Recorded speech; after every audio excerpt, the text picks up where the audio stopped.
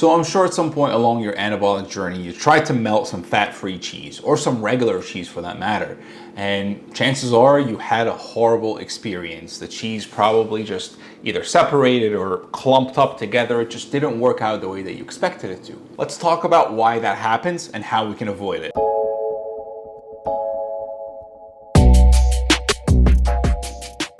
Hello everyone, welcome to my channel. If you are new here, my name is Mina. I'm a culinary school grad and a former professional cook, and today I'm going to show you how to make an extremely easy, extremely creamy mac and cheese. So cheese is just an emulsion. It's an emulsion of dairy, fat, and water.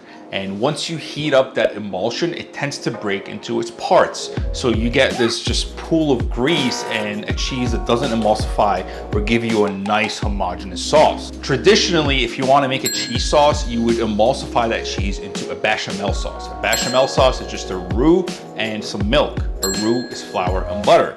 So you have the flour and the milk acting as emulsifiers for that cheese, and they keep all that cheese inside the sauce, and you have this beautiful, creamy, cheesy sauce that doesn't separate on you everywhere. Problem with that is most people don't want to spend the time to make a roux, make the bechamel sauce, put the cheese in there. No one really wants to do that, right? So what most people do is just melt some cheese in milk, and that's their cheese sauce, which works okay, right? You're gonna get this all right cheese sauce, but it doesn't have that texture. It doesn't have that creaminess that you want from a cheese sauce. So in 1912, a man by the name of James Lewis Kraft discovered that if you put sodium phosphate in cheese before you melt it, it's going to keep that emulsion and it's not gonna break on itself. And he's the same man who invented Kraft cheese. And if you check Kraft cheese, you're gonna see that it has that in there, and that's why it melts so well. So today we won't be using sodium phosphate because that's not that easy to find. So we're using sodium citrate instead. It does the same exact thing, but it's a lot easier to find. You can buy it on Amazon. I'll have a link in the description, and that's the only brand that I use. There is a certain brand that I use, and that's the only brand that I use for all my powders. And also the compound for sodium citrate is NaCHO, which is nacho. All right, so how do you use this stuff? You need 3 ingredients. These are the minimal 3 ingredients that you need to make this cheese sauce. You need water, cheese, and the sodium citrate. That's it. That's gonna make your just the basic cheese sauce. I like to add a few other things in there, but this is just going to make you, again, the basic cheese sauce. So you're gonna need a bag of cheese, either the fat-free stuff or the part skim. If you don't like the taste of the fat-free or lack of taste of the fat-free, then just get the part skim stuff or the full fat stuff. This bag of cheese is 198 grams. Let's call it 200 grams. You're gonna need equal parts cheese and water. So 200 grams of cheese, 200 grams of water. And then you need 2% of the weight of the cheese in sodium citrate. So we said the cheese is 200 grams. We're gonna need 2% of that in sodium citrate, so 4 grams. So you base this on the weight of the cheese. The weight of the cheese is at 100%. So the first thing that you do is we blend the sodium citrate in the water. We're gonna put the pot on the stove, heat it up, and then once it comes to a simmer, we're gonna drop the cheese in there small handfuls at a time and blend it again with the blender until you get a beautiful emulsified cheese sauce. And one of the greatest things about making a sauce like this is that you can pour it in a container afterwards and put it in the fridge and then just save it for later use. It doesn't break on you or anything. And to heat it up, you can actually just put it in the microwave for about a minute and you get this cheese dip, essentially, in this container.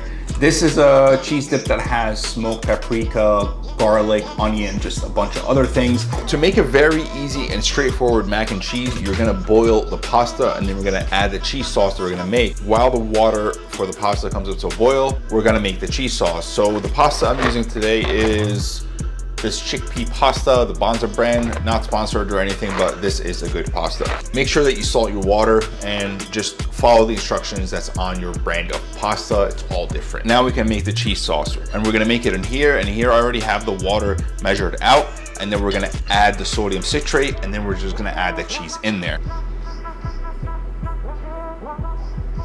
We have 4 grams of sodium citrate. because we're using 200 grams of cheese. So this is 2%. And you could also use a whisk to do this, but I'm just gonna use a hand blender because I have one and it's just a lot easier. And now we're gonna bring it up to a simmer and then just add the cheese handfuls at a time. And I'm gonna use, again, the hand blender to emulsify it in there. You can also use a whisk, but you really have to whisk extremely, extremely hard. So if you have a blender or anything that spins like that, it's gonna make your life a lot easier. So the water just came up to a simmer, and you don't really want it to boil, just a very low simmer is fine. I usually add this whole bag of cheese in about 3 big handfuls. So I'm gonna add the first third, and then blend, second third. And now it's getting thicker, and the last of the cheese. And as you can see, we have a very cheesy, thick sauce. It's nice and emulsified, it's not broken, there's no fat leaking everywhere. So now I'm just gonna add the drained cooked pasta to the cheese, and I also added a tiny bit of the pasta water in there.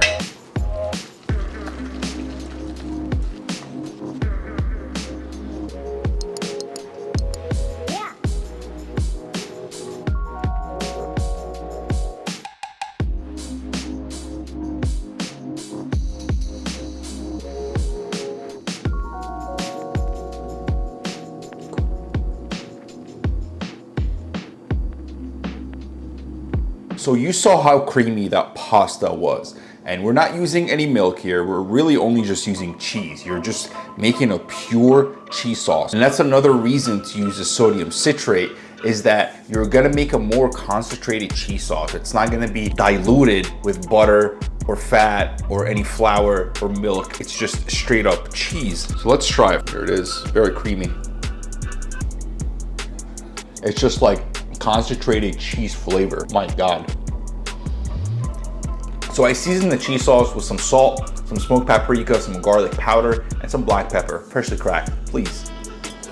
So in this whole thing, we have 1,320 calories with 97 grams of protein. And just keep in mind that I use part skim cheese. This is not fat-free cheese. If you were to use fat-free cheese, your macros are gonna be a lot better than here. But I am on a bulk right now, so I could take the calories. I actually need the calories. And if you want to follow the bulk, make sure that you follow Instagram. I post all my updates on the bulk up there. And here's a progress picture. I am trying to gain weight. That being said, feel free to use fat-free cheese if you want to keep the calories down. Absolutely fine to use fat-free cheese. But just keep in mind that the only thing that we're using here in this dish is macaroni and cheese. So I think we should save the fat-free cheese where cheese isn't the main ingredient. Here, cheese is pretty much half the ingredients in this recipe. So if your cheese doesn't taste good, and let's be honest, fat-free cheese doesn't taste like anything, then the mac and cheese isn't gonna taste good, obviously. And I know it's a thing in the vegan community to use nutritional yeast to make things taste a little bit more cheesy, and you could try that with the fat-free cheese. I am personally not a fan of it. I tried it before. It's not really the cheesy taste that you're looking for. And if you don't go into it knowing that, you're just gonna be extremely disappointed. My suggestion is, if you don't wanna use the part skim, is at least use a little bit of the part skim with the fat-free, or just use the part skim and don't eat that much of it. My philosophy is I would rather have good food that tastes good, that I look forward to eating, and just maybe not eat as much of it, but I enjoy my food, rather than just shoveling down food that you're not enjoying and you have to convince yourself that it tastes good. That's not a life I want to live. Anyway, you can also use this cheese sauce on a lot of things. You can use it on nachos. This is so good on nachos. You can make a beautiful cheese sauce that just pours over nachos so well. Let me know if you want me to remake my nacho video, since that was the first video that I ever made ever, and it's a horrible, horrible, horrible video. So we could remake that recipe using this cheese sauce too. You could also use it as a dip. So that's what I actually do with this one. This is just some cheese that I made in the same exact way, and I think I showed this in the beginning of the video, but you could just eat it with chips straight out of here. Very cool. And this will also work with any block of cheese, just regular cheese, like full fat regular cheese. If you want to try it with that cheese and just have a really, really nice cheesy, like a pure pure cheese sauce. This is how you do it. That's it for today's video. If you've enjoyed anything about this video, make sure to give it a thumbs up and let me know if I should remake the nacho recipe, which was the first recipe ever that I made on the channel, and we would change the recipe around, make it a little bit better. I would give you exact measurements this time because I'm pretty sure the first time around there was no measurements for the spices. I just said, here you go. Let me know if you want to see that video remade. That's it. Just leave a comment and say hi like usual, and I'll see you in the next video. Peace.